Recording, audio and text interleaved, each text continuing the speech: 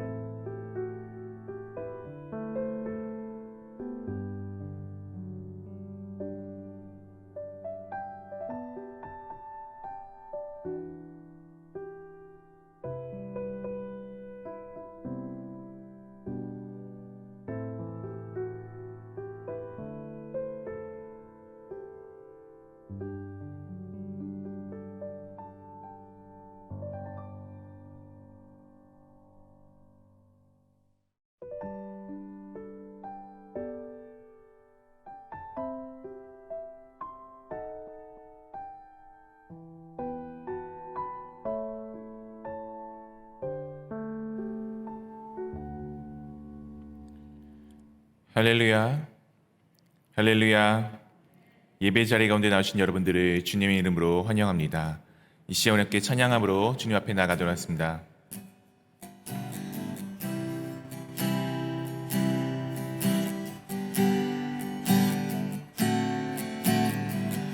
나의 영원하신 나의 영원하신 기여 생명보다 귀하다 나의 갈 기다리도록 나와 동행해 한 번 더 나의 영원하신 나의 영원하신 기여 생명보다 귀하다 나의 갈 기다리도록 나와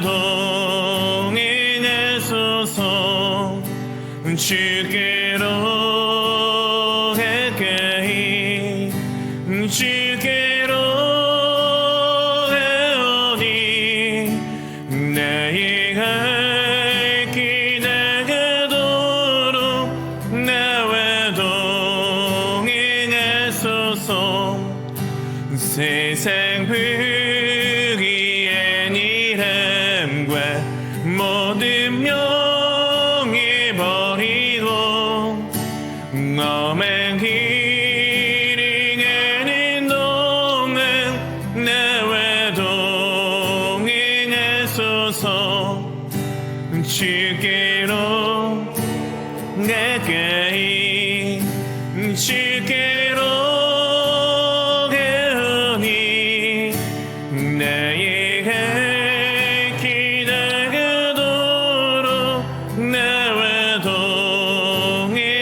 동행하소서 모든 골짜기 지나가며 엄한 바다 건너서 천국 문에 이르도록 나와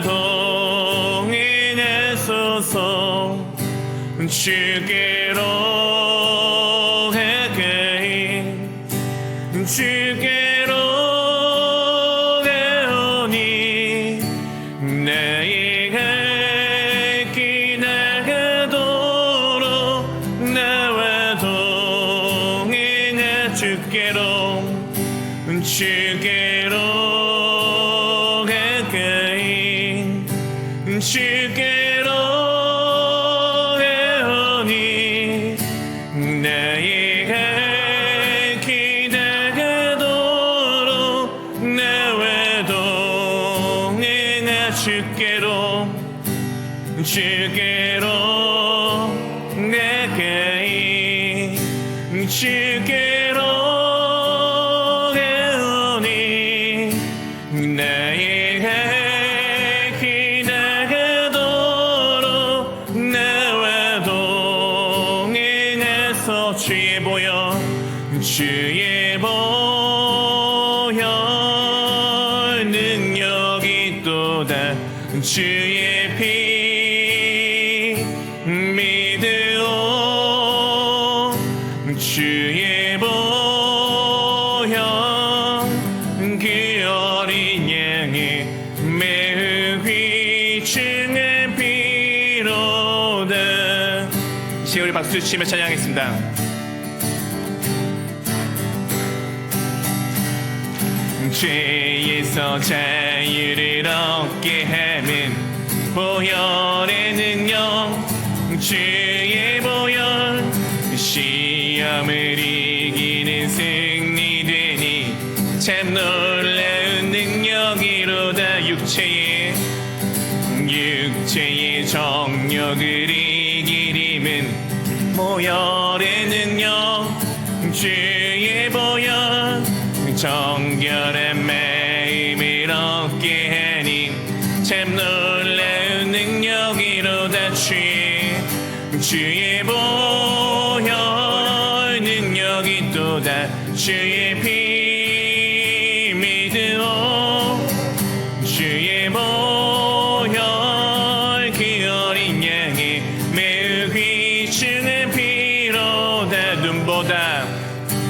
눈보다 더 이게 맥히는 것 보혈의 능력 주의 보혈 부정한 모든 것 맥히시니 참 놀라운 능력이로다.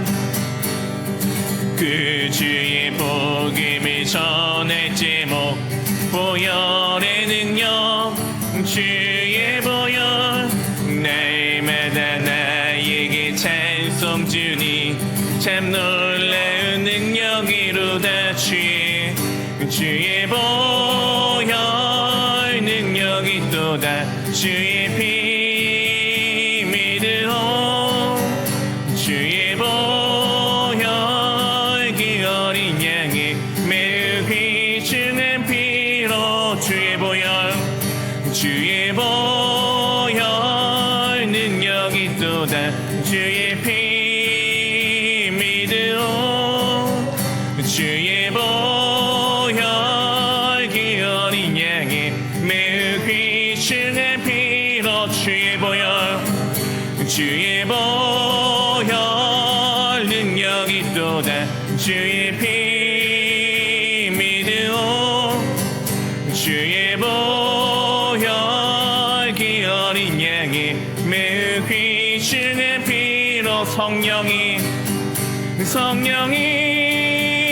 계시네 할렐루야 함께 하시네 좁은 길을 걸으며 밤낮 기뻐하는 것 주의 영이 함께 함이라.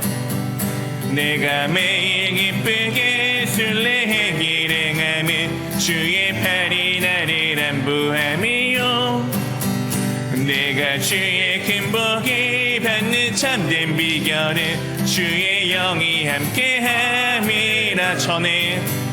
전에 죄에 빠져서 평안함이 없을 때 예수 십자가의 공로 힘입어 그 말 아래 엎드려 참된 평화 얻으면 주의 영이 함께함이. 성령이 계시네 할렐루야 함께 하시네. 좁은 길을 걸으며 밤낮 기뻐하는 것 주의 영이 함께함이. 나와 동행하시고 모든 염려하시니 나는 숲의 새와 같이 기쁘다. 내가 주의 뜻을 행하면 주의 영이 함께함이 세상 모든 욕망과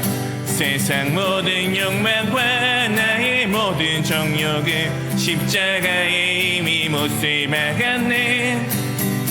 어두운 밤이 지나고 무거운 짐 벗으니 주의 영이 함께함이 성령이 계시네. 할렐루야 함께 하시네. 좁은 길을 걸으며 밤낮 기뻐하는 것 주의 영이 함께함이 성령이 계시네. 할렐루야 함께 하시네. 좁은 길을 걸으며 밤낮 기뻐하는 것 주의 영이 함께함이 성령이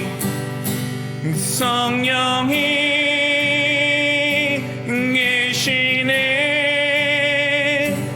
할렐루야 함께 하시네. 좁은 길을 걸으며 밤낮 기뻐하는 것 주의 영이 함께함이라.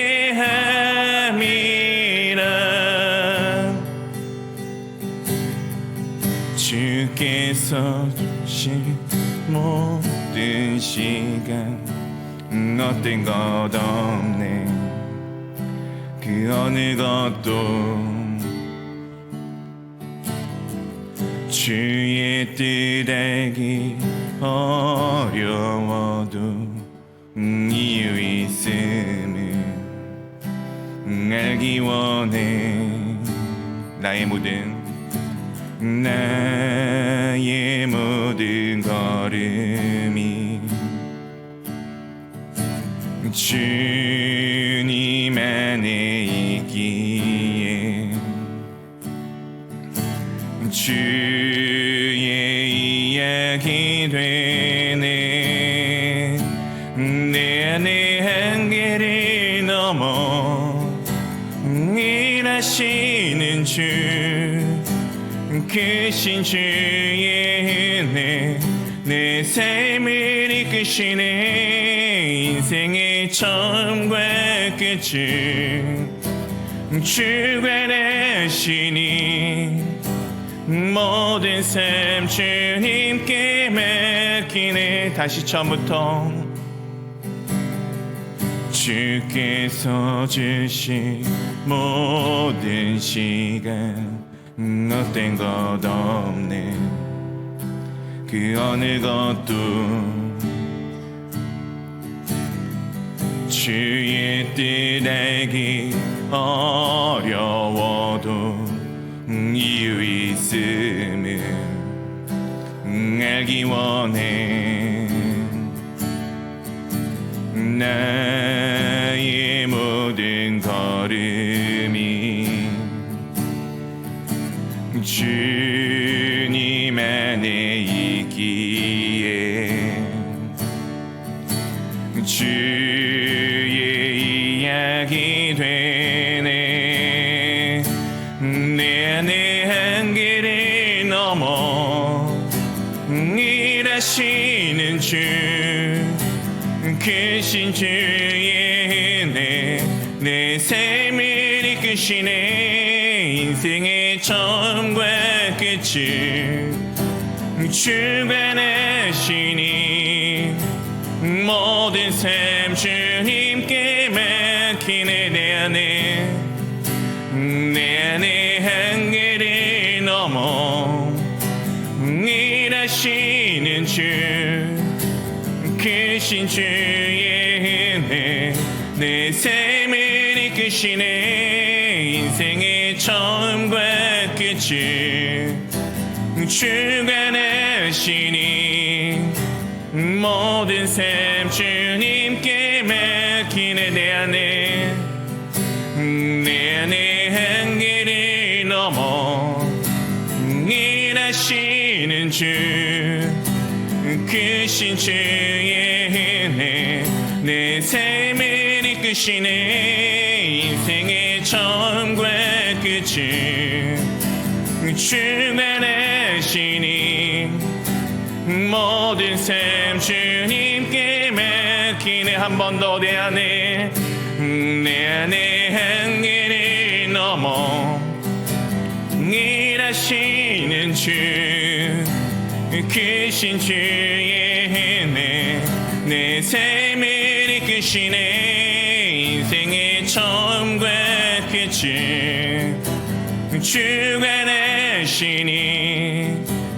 모든 삶 주님께 맡기네. 모든 삶 주님께 맡기네. 모든 삶 주님께 맡기네. 사랑하는 성도 여러분, 우리가 지금 살아가고 있는 이 모든 시간, 이 모든 순간은 다 주님께서 우리 가운데 허락하신 것입니다. 때로는 우리가 지금 하나님께서 우리 가운데 주시는 이 시간의 상황들, 이 순간의 상황들이 이해가 되지 않을 때도 있습니다. 그러나 분명히 주님께서는 그 모든 것 가운데 이유를 주시며 또한 그것을 통해서 우리에게 선한 것을 베풀어 주시기를 꿈꾸고 계십니다. 이 시간 우리가 의지할 것은 무엇입니까? 이 시간 우리가 바라보아야 할 것은 무엇입니까? 눈앞에 있는 상황과 지금 내 옆에 지금 나를 덮치고 있는 이 어려움을 바라보는 것이 아니라 그 가운데 주님께서 놀라운 일을 이루실 것을 바라보며 나가는 것, 그것이 우리가 바라봐야 될 것, 진정한 바라봄이 아니겠습니까? 이 시간 우리가 이 상황과 환경을 보는 것이 아니라 우리 가운데 말씀하시는 주님을 보기 원한다라고, 우리 가운데 베푸시는 주님의 은혜를 보기를 원한다고, 주님의 능력을 우리가 이 시간 경험하기를 원한다라고, 우리 함께 내 입술 열어 함께 기도하며 나가도록 하겠습니다. 함께 기도하겠습니다.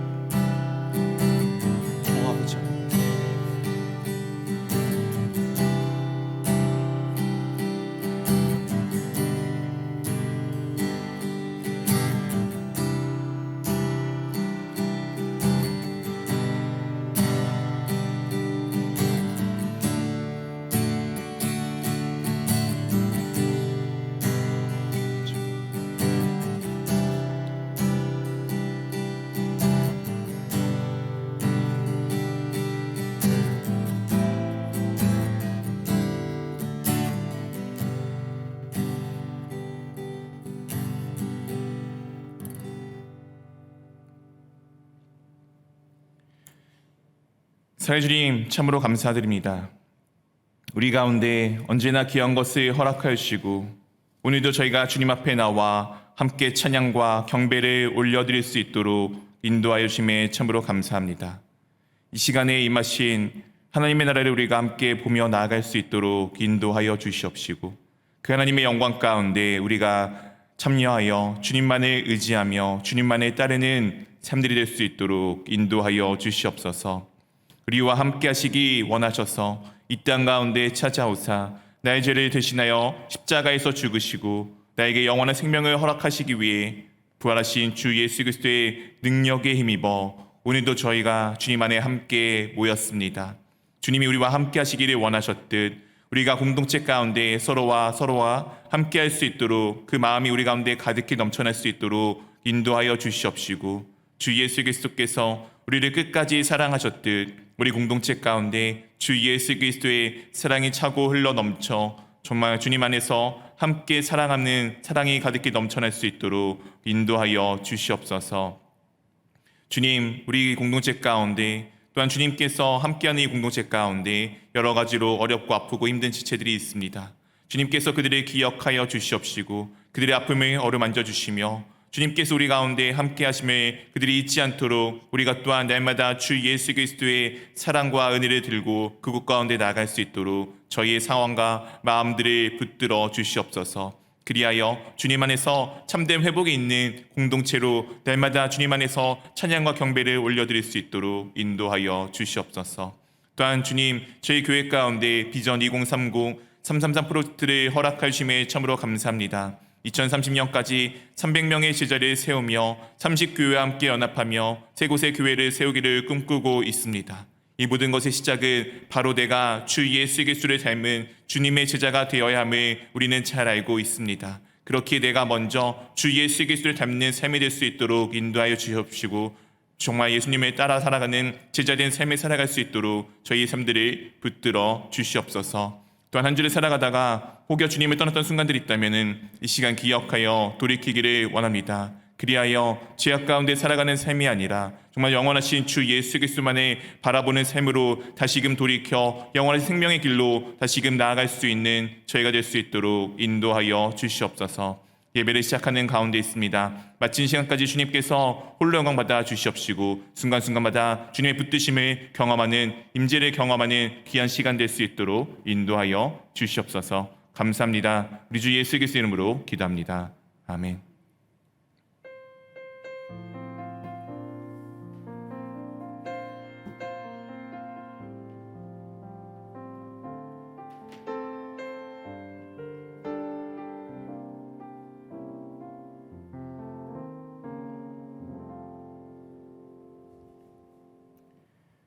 할렐루야, 할렐루야. 네, 예배 자리 가운데 나오신 여러분들을 주님의 이름으로 환영합니다. 우리 좌우로 한번 같이 인사하도록 하겠습니다. 샬롬. 네, 샬롬. 샬롬. 어떻게 다들 건강하십니까? 네, 이제 날이 조금 풀린 것 같기도 한데 여전히 아직 조금 쌀쌀하기는 합니다. 그리고 지금 미세먼지가 상당히 심한데 이제 물론 우리가 이제 코로나 이제 마스크를 실내든 실외든 착용하는 의무에 착용은 해야지되었지만 그래도 우리가 또 미세먼지가 건강에는 많이 좋지 않으니까 잘 착용하시고 다니시면 좋겠습니다. 그리고 교회 공동체 안에서도 사실은 마스크를 꼭 착용할 필요는 없습니다. 그래도 혹여 이제 개인의 건강이나 아니면 조금 내가 지병이 있거나 여러 가지 상황으로 인하여서 조금 내 면역성이 좀 떨어져 있는 것 같다라고 생각하시면은 마스크를 착용하셔서 본인의 건강을 잘 지키시는 지혜도 또한 필요한 것 같습니다. 함께 잘 해주시고 또한 우리가 주님 안에서 정말 사랑을 나눌 수 있는 공동체가 될 수 있기를 바랍니다.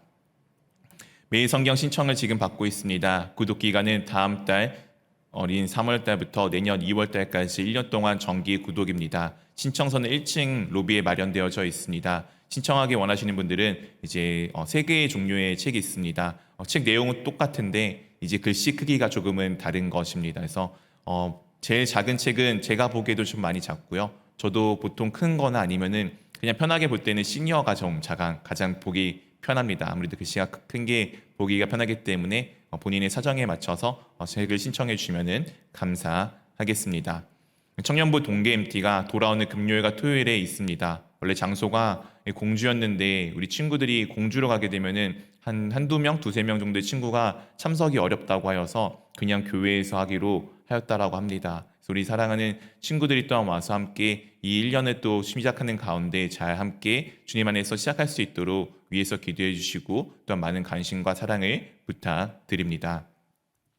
주일 예배 중보 기도 모임이 다음 달 첫 주부터 있습니다. 기억하시고 함께 하시기 원하시는 분들은 선교팀장님이나 아니면 기도부장이신 한순자 선생님께 문의해 주시면 감사하겠습니다.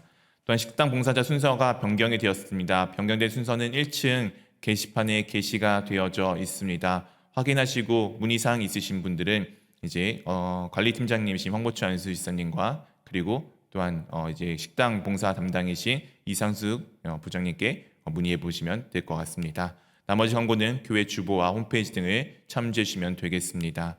이 시간 우리 함께 하나님의 말씀을 보도록 하겠습니다. 오늘 함께 보실 하나님의 말씀은 마태복음 9장 14절에서부터 17절까지의 말씀입니다.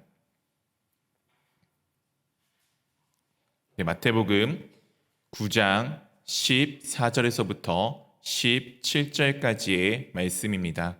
제 성경책 신약성경 13면에 있습니다. 네, 말씀 우리 한 절씩 교독하도록 하겠습니다. 저부터 읽겠습니다. 그때 요한의 제자들이 예수께 나와 이르되 우리와 바리새인들은 금식하는데 어찌하여 당신의 제자들은 금식하지 아니하나이까?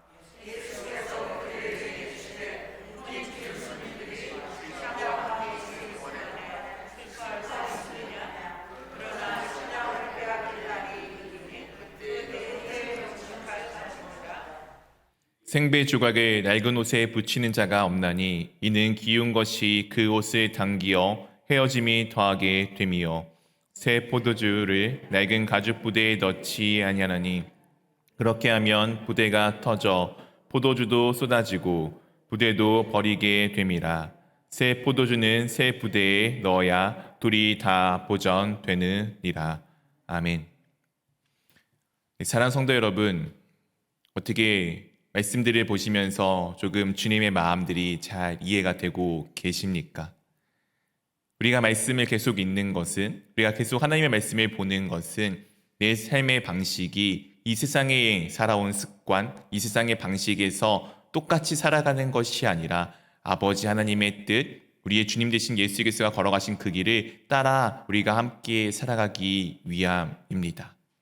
하나님께서 우리 가운데 무엇하라고 말씀하셨을까요? 하나님께서는 거룩하신 하나님이십니다. 이 거룩하신 하나님께서 우리 가운데 무엇을 하라고 말씀하셨습니까? 내가 거룩하니 너희도 거룩하라라고 말씀하여 주셨습니다. 사랑하는 성도 여러분, 하나님이 거룩하십니다. 맞으십니까? 하나님이 거룩하신데 우리가 어떻게 하라고요? 그 거룩한 만큼 거룩하라라고 말씀하여 주십니다. 사랑하는 성도 여러분, 여러분들은 하나님만큼 거룩하십니까? 거룩하셔야 되는데요. 어떻게 하죠?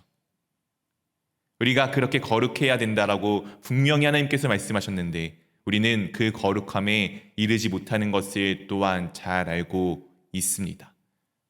우리가 이 거룩함에 이르기 위해서 그래서 우리가 많은 것들을 보통 하게 됩니다. 그것이 우리가 나타나는 우리의 신앙적 모습으로 잘 드러날 때가 있습니다. 이 당시에 오늘 성경에 기록되었던 예수님이 살아가던 이 시대 그리고 이 나라에 이 이스라엘 땅에 그렇게 노력을 하며 살아가는 사람들이 많이 있었습니다. 그 대표적인 사람들이 바로 서기관과 바리새인들입니다. 하나님의 말씀을 잘 지켜서 내가 하나님만큼 거룩해지기 위해서 열심히 그들이 살아갔던 모습을 보여주고 있습니다. 이게 당시 시대의 모든 종교인이라면은 당연히 그렇게 해야 한다라고 여기며 살아갔습니다. 근데 놀랍게도 예수님께서는 산상에서 말씀하신 설교에서부터 지금 이 9장에서는 더욱더 그런 모습들을 하나씩 깨어나가시면서 진정한 것이 무엇인지를 우리 가운데 계속해서 말씀하여 주시면서 보여주고 계십니다. 이 9장의 첫 시작은 이 중풍병자를 예수님께서 고치시는 사건으로 시작이 됩니다. 우리가 잘 알고 있는 중풍병자와 흔히 친구들이라고 이야기하는 침상째 들고 와서 예수님 앞에 이 사람이 치료받는 내용을 우리 가운데 기록해 주고 있습니다. 이 말씀 가운데 이 사건 가운데 특징이 무엇이냐면 예수님께서 그 중풍병자에게 이렇게 말씀하십니다. 내가 너의 죄를 사하노라. 너의 죄가 사함을 받았다라고 말씀하십니다. 그러자 그 가운데 함께 있었던 서기관들이 마음속에 저 사람은 도대체 누구인데 죄를 사한다라고 이야기하지? 죄를 사는 것은 오직 하나님밖에 없거늘 신성모독이다 라고 생각을 합니다. 그런 그들에게 예수님께서 죄를 사한다는 것과 침상을 들고 일어나서 걸어가라고 하는 것 중에 어떤 것이 더 쉽겠느냐라고 물어보시죠. 사실 그 무엇도 인간인 우리는 가능한 것이 아닙니다. 예수님께서 이렇게 죄사함을 말한 것은 죄사함의 권세가 권능이 누구에게 있는지를 분명히 보여주시기 위함이다라고 말씀하시고 이 중풍병자에게 일어나 자신의 침상을 들고 갈 것에 대해서 명령을 하십니다. 그러자 놀랍게도 그 중풍병자가 자신이 누워서 왔던 그 침상을 들고 가는 모습을 우리 가운데 보여주게 됩니다. 그 다음엔 예수님께서 세리였던 마태를 부르시고 그와 함께 식사하는 장면을 담고 있습니다. 그러자 바리새인들이 이 예수님의 제자들에게 묻습니다. 너희 스승은 도대체 왜 저 세리들과 죄인들과 함께 식사를 하고 있는 것이야? 당시에 식사라는 것은 유대인들에게 식사라는 것은 그냥 어쩌다 만난 사이끼리 함께 먹는 식사가 아닙니다. 함께 식탁의 교제를 나눈다는 것은 너와 내가 한 가족이라는 것을 의미하고 있습니다. 즉 예수님께서 죄인들과 함께 식사했다는 것은 예수님께서 죄인들과 한 식구이며 예수님께서 죄인이 되었다는 것을 바리새인들이 볼 때는 그렇게 생각할 수밖에 없는 장면이었습니다. 그런 그들에게 예수님께서 이렇게 말씀하십니다. 병자는 의사가 필요하고 나는 지금 죄인을 부르러 왔다라고 말씀하여 주셨습니다. 그리고 난 이후에 오늘 장면이 또한 담겨져 있습니다. 14절 말씀에 이렇게 오늘의 말씀이 시작이 됩니다. 우리 한번 14절 같이 함께 읽어보도록 하겠습니다. 그때 요한의 제자들이 예수께 나와 이르되 우리와 바리새인들은 금식하는데 어찌하여 당신의 제자들은 금식하지 아니하나이까? 네, 이렇게 예수님께서 내가 지금 죄인을 부르러 왔다라고 말씀하시는 이 상황 가운데 지금 요한의 제자들이 예수님께 나와 묻습니다. 이 요한은 우리가 알고 있는 침례 요한입니다. 이 침례 요한은 당시에 이 세력의 이 이스라엘의 주도권을 갖고 있었던 서기관이나 바리새인, 사두개인들과는 또 다른 모습을 가지고 있는 사람들이었습니다. 그들 입장에서는 이 사람들은 엄청나게 혁신적인 사람들이며 이 사람들은 그들이 볼 때는 조금은 특이한 사람들이었습니다. 그들은 바리새인과 이 요한의 제자들은 같은 사람들은 아니었습니다. 그럼에도 그들이 추구하는 것은 주님 앞에 똑같이 내가 어떻게 하면은 하나님 앞에 거룩하여지는지를 추구하며 살아갔습니다. 그런 지금 요한의 제자들이 앞에 서기관 바리새인들과 똑같은 상황에서 지금 예수님께 묻고 있습니다. 우리와 바리새인들은 금식하는데 어찌하여 당신의 제자들은 금식하지 아니하나이까? 금식은 무엇입니까? 금식은 내가 신앙적으로 열심히 무언가 노력하여져서 하나님의 거룩함에 이르기 위한 수많은 방편 중에 하나입니다. 사랑하는 성도 여러분, 금식해 보셨습니까? 왜 금식하셨습니까? 보통 우리는 금식을 하는 이유는 내가 무언가 간절히 기도할 것이 있을 때 하게 됩니다. 그냥 내가 무언가 간절히 바랄 때. 하나님과 별로 관계가 없어요.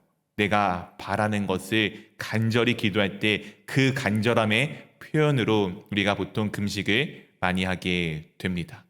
이 당시에 있었던 이 요한의 제자들 그리고 바리새인들의 금식은 그런 금식도 있지만 주님 앞에 자신의 거룩하여짐을 다가가기 위해서 이 육체의 정욕을 씻어내기 위해서 이런 일들을 하곤 하였습니다. 자신들이 이렇게 하여야지만 하나님의 삶 가운데 하나님의 거룩한 가운데 가까이 나아갈 수 있다라고 여겼습니다. 이것이 오늘 우리에게는 이와 같습니다. 매일매일 주님 앞에 내가 예배를 드려야지 주님 앞에 조금 거룩해질 것 같은 느낌. 내가 기도를 하지 않으면은 오늘도 기도하지 않으면은 주님 앞에 조금은 거룩하지 아니하진 느낌? 내가 오늘 기도하지 않고 예배하지 않았더니 내 삶이 왠지 이 세상에 좀 물들어져 버린 것 같은 그런 느낌으로 우리가 바라볼 수 있을 것입니다. 그들은 이 금식을 통해 내가 하나님의 거룩함에 조금 더 도달하기를 원하였습니다. 종교적 열심으로 내가 하나님과 똑같이 거룩해지기를 원하였던 모습이 이 금식이라는 것에서 잘 드러나고 있습니다. 그런 그들에게 예수님께서 이와 같이 말씀하여 주십니다. 15절 말씀 우리 한번 같이 읽어보도록 하겠습니다. 예수께서 그들에게 이르시되 손님들이 신랑과 함께 있을 동안에 슬퍼할 수 있느냐? 그러나 신랑을 빼앗길 날이 이르리니 그때에는 금식할 것이니라. 네, 예수님의 대답이 조금 갑작스럽게 엉뚱한 대답처럼 느껴집니다. 네, 너의 제자들은 왜 당신의 제자들은 금식하지 않느냐는 질문에 갑자기 예수께서 대답하시기를 혼인집에 신랑이 함께 있을 동안에는 슬퍼할 수 있느냐라는 지금 조금 엉뚱한 대답을 내어놓고 있습니다. 이 대답의 의미는 지금 예수님께서 이 모든 사건을 이 마지막 때에 예수님의 마지막 때의 모습으로 우리 가운데 보여주고 계시는 것입니다. 예수님은 우리의 신랑이 되십니다. 우리는 그분의 신부가 되죠.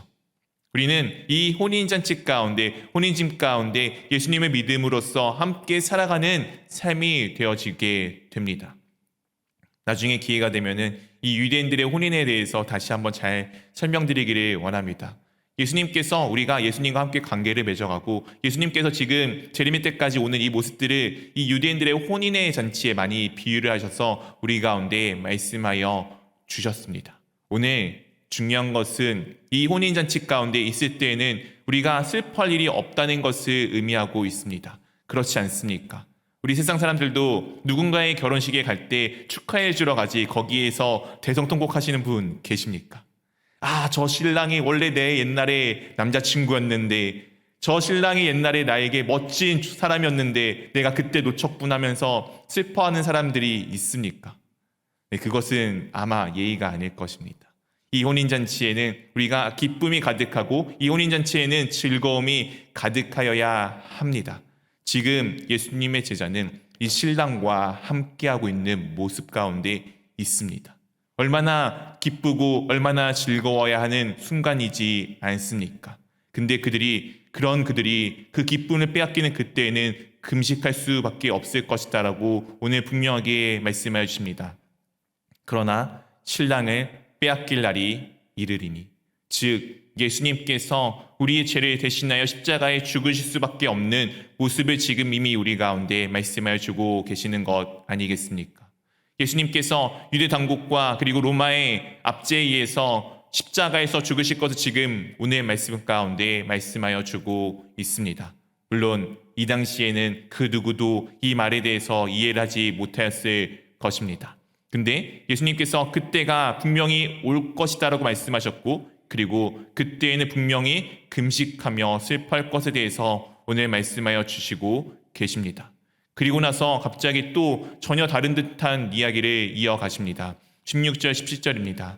생배 조각을 낡은 옷에 붙이는 자가 없나니 이는 기운 것이 그 옷을 당기어 헤어짐이 더하게 됨이요. 17절 우리 한번 같이 읽어보도록 하겠습니다. 새 포도주를 낡은 가죽 부대에 넣지 아니하나니 그렇게 하면 부대가 터져 포도주도 쏟아지고 부대도 버리게 됨이라. 새 포도주는 새 부대에 넣어야 둘이 다 보전되느니라. 요즘에는 그렇게 옷들을 잘 입을 일이 없지만 이제 우리 16절 말씀은 아마 저보다는 어르신들이 더 잘할 것 같습니다. 옛날에 옷을 기울 때 어떻게 하죠? 위에 하나를 덧대게 됩니다. 근데 이 옷을 기울 때 이 천은 내가 입던 옷이 많이 낡은데 위에 덧대는 것이 새 옷이 되게 되면은 때로는 이 새 옷이 옷을 빨거나 할 때 줄어드는 것이 달라져서 기존의 옷을 다 망가뜨리는 것 한 번쯤은 경험을 해 보셨을 것입니다. 그렇기에 생배 조각을 새 생배를 낡은 옷에 붙이지 않는 것은 이 옷이 서로가 다 모든 것이 망가지기 때문임을 오늘 말씀해 주고 계시는 것입니다. 그 다음에 비유는 새 포도주와 새 부대의 이야기입니다. 당시 유대인들은 이 포도주를 이 가죽 부대에 담아 두었습니다. 이 포도주를 담아 보시면 아시겠지만 포도주가 어떻게 되죠? 시간이 지나면서 발효가 되면서 가스가 생기게 됩니다. 그럼 이게 점점 부풀어지는데 이 오래된 가죽 부대는 이것이 탄력이 없습니다. 그렇기 때문에 그것이 늘어날 때 감당을 하지 못하고 그냥 터져버리게 됩니다. 근데 새로 만든 가죽 부대는 이것이 탄력이 있어서 그것이 늘어나면 늘어난 대로 늘어났다가 다시 나중에는 딱딱하게 굳어져서 고정이 된다고 합니다. 오늘 예수님께서 갑작스럽게 이 비유를 말씀하시는 이유는 무엇일까요? 이 비유를 갑자기 말씀하시는 이유는 무엇일까요? 지금 금식해야 되냐고 묻는 물음에 갑자기 예수님께서 생배를 처음 만든 이 생배를 헌옷에 기우지 않아. 그리고 새 포도주는 낡은 가죽 부대에 넣지 않아. 왜냐하면 그렇게 하면 두 개 다 쓸 수가 없기 때문이야. 새 옷은 새 옷과 함께, 새 포도주는 새 부대에 함께하는 것이 맞아 라고 오늘 말씀하여 주십니다. 이것은 그 뒤에 있는 이 내용과 함께 살펴보아야지 우리가 알 수가 있습니다. 이 다음에 나오는 사건은 우리가 잘 알고 있는 12살 된 어린아이와 그리고 그 사건 중간에 끼워져 있는 12해 동안 혈류증 앓는 여인을 고치는 내용이 함께 담겨져 있습니다. 그 내용의 시작이 이와 같습니다. 18절 말씀을 한번 같이 읽어보도록 하겠습니다. 예수께서 이 말씀을 하실 때에 한 관리가 와서 절하며 이르되 내 딸이 방금 죽었사오나 오셔서 그 몸에 손을 얹어 주소서 그러면 살아나겠나이다 하니, 예수께서 지금 이 요한의 제자들에게 방금 새 포도주는 새 부대라는 이야기를 하고 있는 그때에 한 관리가 와서 지금 예수님께 절을 하고 있습니다. 오늘 마태복음에는 이 관리가 누구인지 드러나지 않지만 마가복음과 누가복음에 의하면 이 사람은 회당장인 야이로입니다. 회당장이라는 것은 당시 이스라엘인들에 있어서는 되게 중요한 인물 중에 하나입니다. 우리로 따지면 옛날 마을의 이장님인데 그냥 이장이 아니고 이장이면서 동시에 이 마을의 교회의 담임 목회자와 같은 정말 중요한, 영적으로 중요하며 그들의 삶 가운데 가장 핵심적으로 생활을 하고 중심에 있었던 사람입니다. 오늘 이 관리가 와서 무엇을 하죠? 예수님 앞에 절하며 말합니다. 무엇이라고 말합니까? 내 딸이 방금 죽었습니다. 물론 다른 복음서에는 아직 죽지 않았지만 오늘 복음서에는 분명히 죽었다라고 말씀을 주고 있습니다. 이 시제적 그냥 약간의 차이라고 보시면 될 것 같습니다. 어쨌든 이 관리가 지금 내 딸이 방금 죽었다라고 지금 예수님께 말하고 있습니다. 그러면서 그 다음에 이야기가 참 이상합니다. 그 몸에 손을 얹어 주소서. 이 사람은 회당장입니다. 유대인법을 잘 알고 있어요. 시체를 만진다는 것은 어떤 일입니까? 유대인들에게 있어서 시체를 만진다는 것은 어떤 일입니까? 부정하여지는 일입니다. 거룩함과 거리가 멀어지는 일입니다. 그렇기에 가족이 아닌 다른 누군가에게 우리 가족의 시체를 만져달라는 것은 어떻게 보면 당시 유대인들에게 있어서는 예의에 벗어나는 일입니다. 지금 눈앞에 있는 이 사람이 어떤 서원하였을지 어떻게 알고요? 이 사람이 주님 앞에 지금 어떻게 거룩함을 유지하기 위해서 나가고 있는지 어떻게 알고요? 근데 지금 이 관리가 그 모든 것을 다 무릅쓰고 예수님 앞에 나와 엎드려 방금 내 딸이 죽었는데 그의 시체에, 그의 몸에 손을 얹어달라고 지금 말하고 있습니다. 그리고 나서 그 이후의 고백이 참 놀랐습니다. 그러면 살아나겠나이다. 이미 딸은 죽었어요. 이미 딸은 죽었는데 이 관리는 예수님 앞에 나와 죽은 딸이지만 예수님께서 그 위에 손을 얹으시면은 이 딸이 살아날 것이다라고 지금 고백하고 있습니다. 당시 유대인들의 사고와 너무나도 다른 지금 이야기를 하고 있는 것이에요. 근데 예수님께서 이 이야기를 듣자 어떻게 하시냐면은 이와 같은 반응을 보이십니다. 19절에 한번 같이 읽어보도록 하겠습니다. 예수께서 일어나 따라가심에 제자들도 가더니, 예수님께서 무엇 하시죠? 뭐라 가타부타 질문도 없습니다. 그냥 일어나 그 관리를 따라가시기 시작합니다. 이 일어난다는 것은 예수님이 나중에 부활하셨을 때 살아나는 의미와 똑같은 단어를 쓰고 있습니다. 그리고 앞에 있는 예수님께서 베드로의 장모를 치료할 때, 그리고 앞에 있었던 중풍병자를 치료할 때 이 사람들에게도 똑같은 이 일어난다는 단어를 사용하고 있습니다. 즉 생명의 회복과 관련되어 있는 일어남입니다. 그냥 앉은 자리에서 일어났다는 것이 아니라 무언가의 생명을 일으켜 세우는 그 일어남과 관계되어져 있는 말씀입니다. 오늘 예수님께서 일어나셨습니다. 예수님께서 생명을 일으키시는 예수님께서 지금 일어나셨습니다. 방금 앞에 분명히 예수님께서 금식 논쟁 가운데 금식으로 관련돼서 분명히 예수님께서 말씀하신 것은 내가 죽을 거야. 내가 죽을 거야를 말씀하셨습니다. 근데 오늘 예수님을 향해서 나왔던 이 관리의 이 이야기 가운데 듣고서 예수님께서 다시금 일어나시는 것을 오늘 보여주고 있습니다. 죽으신 예수님께서 부활하시는 것에 대해서 그의 몸으로 직접 우리 가운데 보여주고 계십니다. 그 일어남은 무엇으로 인함입니까?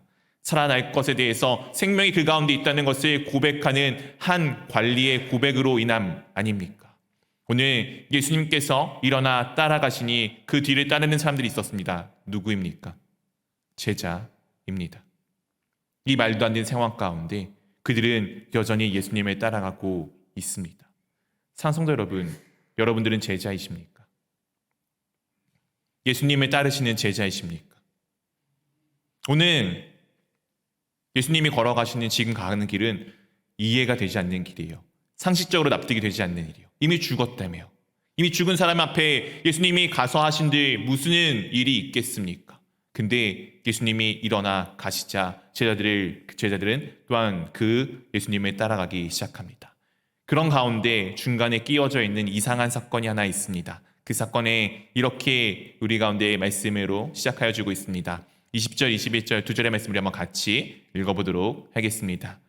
12의 동안이나 혈루증으로 앓는 여자가 예수의 뒤로 와서 그 겉옷걸을 만지니 이는 제 마음에 그 겉옷만 만져도 구원을 받겠다 함이라.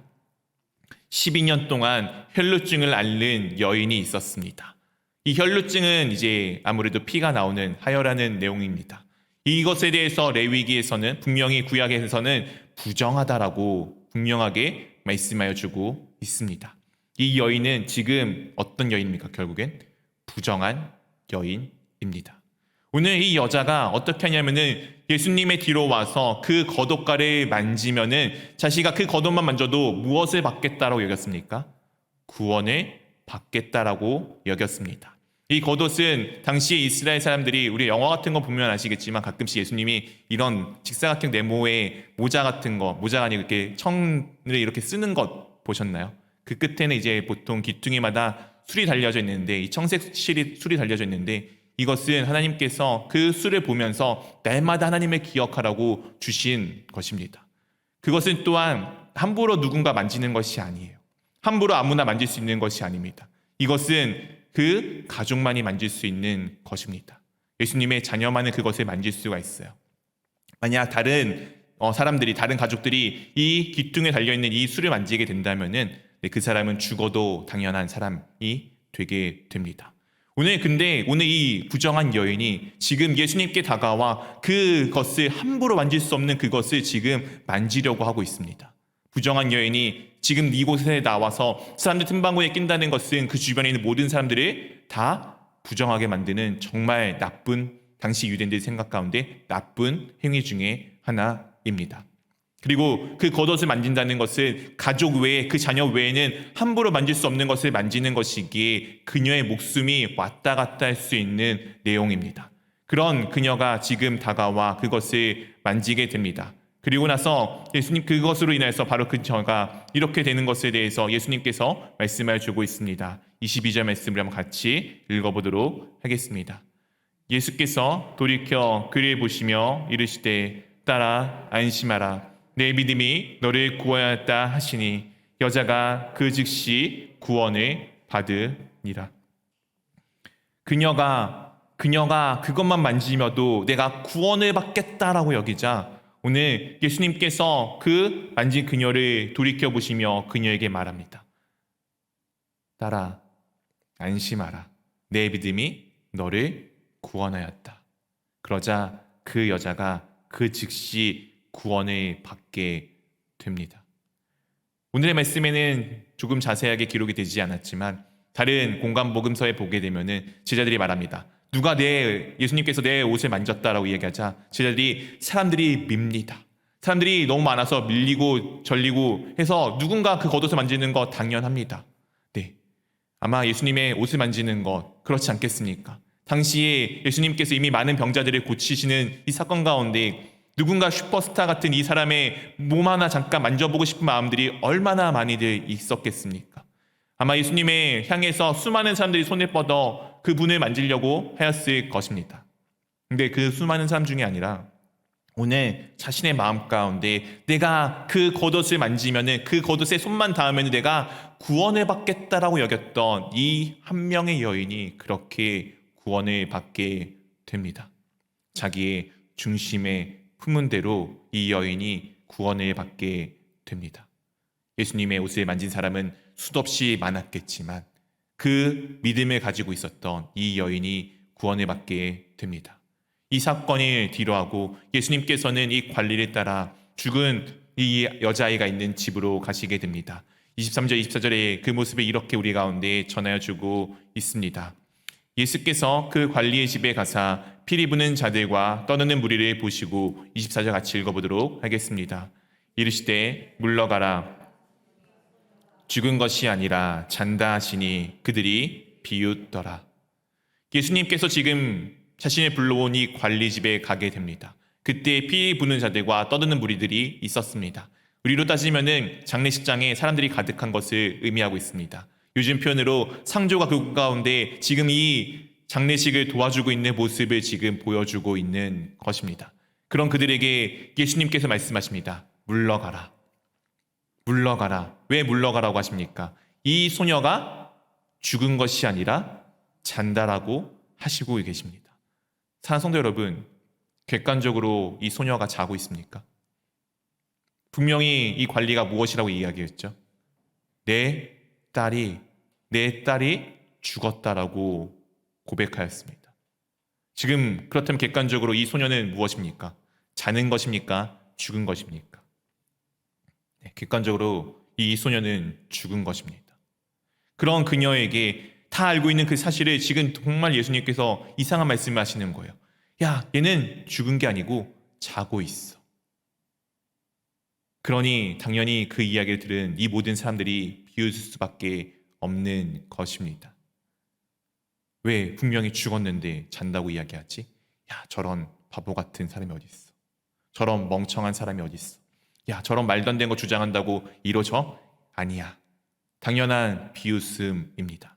그런 그들 가운데서, 그런 상황 가운데서 예수님께서 이와 같은 일을 보여주십니다. 25절 말씀 우리 한번 같이 읽어보도록 하겠습니다. 무리를 내보낸 후에 예수께서 들어가사 소녀의 손을 잡으심에 일어나는지라. 무리를 내보내십니다. 그리고 나서 예수께서 들어가십니다. 그리고 난 다음에 무엇을 하시죠? 소녀의 손을 잡으십니다. 이 소녀의 손을 잡았다는 것은 무엇입니까? 지금 죽은 시체를 만졌다는 것입니다.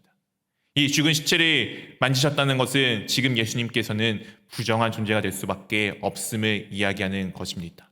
앞에 혈루증 앓던 여인이 예수님의 겉옷을 만졌다는 것은 예수님이 부정할 수밖에 없는 상황이었음을 말씀하여 주는 것입니다. 근데 놀랍게도 혈루증 앓는 여인이 부정함을 전하는 그 여인이 예수님의 겉옷을 만졌을 때 깨끗함을 입게 되었고, 죽음으로 부정함을 지금 입은 이 여자아이가 예수님께서 그 손을 잡아서 일으키시자 어떻게 됩니까? 그녀가 일어나게 됩니다. 이 일어나는 것은 아까 말씀드린 예수님께서 죽음 가운데 부활하셨을 때 말씀하는 그 일어남, 수많은 환자들을 고쳤을 때 말씀하시는 그 일어남과 동일한 단어입니다. 사랑하는 성도 여러분, 당시 시대 사람들은 내가 하나님 앞에 거룩해지기 위해서 내가 금식도 해야 되고 열심히 말씀도 읽어야 되고 하나님 말씀에 따라 열심히 살아가야 된다라고 노력을 해야 된다라고 여겼습니다. 우리 표현으로 지성이면 감천, 열심히 내가 신앙생활을 해야지, 내가 신앙인이라면 이렇게쯤은 해야지, 그래야지 내가 하나님 앞에 거룩해질 수 있어 라고 여겼던 시대의 모습을 앞에 있는 여러 가지 사건들을 통해서 우리 가운데 잘 보여주고 있습니다. 그런 그들에게 예수님께서 야, 그것은 다 옛것이야, 진정한 것이 무엇인지를 지금 이 두 사건을 통해서 보여주고 있는 것입니다. 구약 성경에 의하면 예수님은 부정함을 입어야 됐습니다. 부정한 여인이 와서 만졌고 시체를 만졌기 때문입니다. 근데 오히려 어떻게 되었죠? 이 부정한 것들이 오히려 예수 그리스도를 통해서 깨끗하고 거룩하게 되었습니다. 예수님을 통하여서. 우리는 예수님을 잊은 채, 하나님의 능력은 잊은 채 내가 무언가만을 노력하려고 합니다. 내가 이렇게 해야지 거룩한 거야. 내가 이렇게 해야지 바른 거야. 내가 이렇게 해야지 주님 앞에 참되게 살아가는 거야. 근데 그 가운데 예수님은 혹시 빠져 있지는 않습니까? 예수님이 없다면은 그 어떤 노력도 헛된 것입니다. 내가 아무리 열심히 노력한들 그것은 다 헛것입니다. 오늘 앞에 있는 사람들은 그렇게 자신의 노력들을 위해 살아갔습니다. 그러나 그들과 대조되게 회복되어지고 치료되어지고 예수님을 만났던 사람들은 그냥 예수님을 믿고 따랐고 함께하였던 사람들이었습니다. 사랑하는 성도 여러분, 우리가 의지할 것은 아무것도 없습니다. 오직 예수님입니다. 오직 예수 그리스도입니다. 예수 그리스도밖에 없습니다. 우리가 혹여 내 노력으로 무언가 이루려고 하지는 않았는지를 돌이켜보기를 원합니다. 그 노력이 헛되다는 것은 아니에요. 그 노력 가운데 예수님이 없으면 그것은 헛것입니다. 때로는 내가 노력하지도 않았는데 내 삶 가운데 중심 가운데 예수님만 있다면 나머지 것들이 이루어집니다. 사실 예수님이 내 중심에 있다면 감사하고 사랑하기에 내가 주님을 닮은 삶을 살아갈 수밖에 없게 됩니다.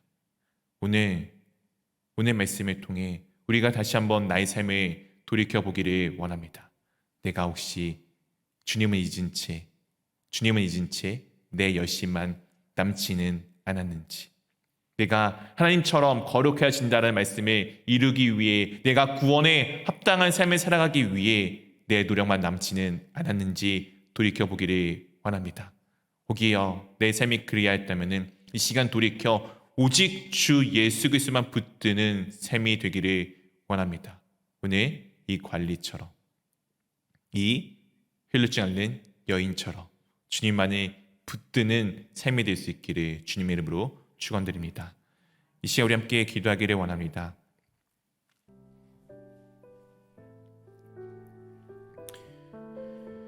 사랑하는 성도 여러분, 우리는 계속해서 무언가 열심히 해야지만 무언가 이룰 것이다 라고 여깁니다. 네, 맞습니다. 우리가 세상의 삶에 노력이 없이 무언가 공짜로 이루어지는 것 없습니다. 우리 가운데 분명히 열심도 있어야 되고 노력도 필요합니다. 근데 그 세상의 관리가, 그 세상의 관점이, 그 세상의 원리가 하나님과 관계가 있느냐, 그것은 아닐 때가 많이 있습니다. 노력 중요하죠. 열심 필요합니다. 근데 그것보다 더 먼저 돼야 될 것은 주 예수 그리스도를 내가 바라보고 붙들고 있느냐입니다. 주님이 없으면 아무것도 없습니다. 주 예수 그리스도가 없으면 아무것도 없습니다. 내가 지금 이 시간 다 모든 것을 내려놓고 주님만을 붙들기 원한다라고 이 시간 함께 내 입술 열어 고백하며 나가도록 하겠습니다.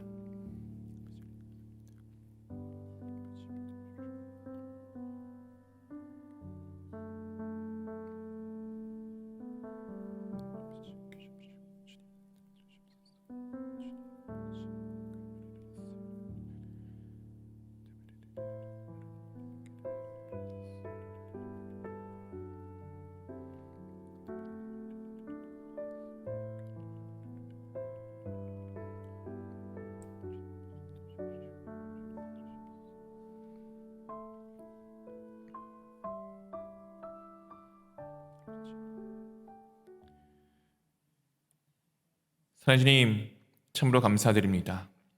오늘도 저희 가운데 귀한 것을 허락하심에 참으로 감사드립니다. 주님이 없이는 아무것도 아님을 다시금 알게 하심에 참으로 감사합니다. 당시 유대인들이 주님과 같이 되기를 원하여서 하나님께서 거룩하라고 말씀하셔서 그 거룩하여지기 위해 수도 없이 자기 수양과 수도 없이 많은 노력들을 기울인 것 우리도 잘 알고 있습니다. 그러나 그 노력 가운데 어느덧 주님은 사라지고 자신의 노력만 남겨진 그들의 모습을 우리가 말씀을 통해 보게 되었습니다. 주님, 그들의 모습이 혹시 나의 모습은 아닌지 돌아봅니다. 내가 주님과 같이 거룩하여지기 원하여서 구원을 위하여서 날마다 끊임없이 노력은 하였지만 그 가운데 진정하신 주님 되신 예수 그리스도를 붙드는 붙듦이 없지는 않았는지 돌아보고 있습니다.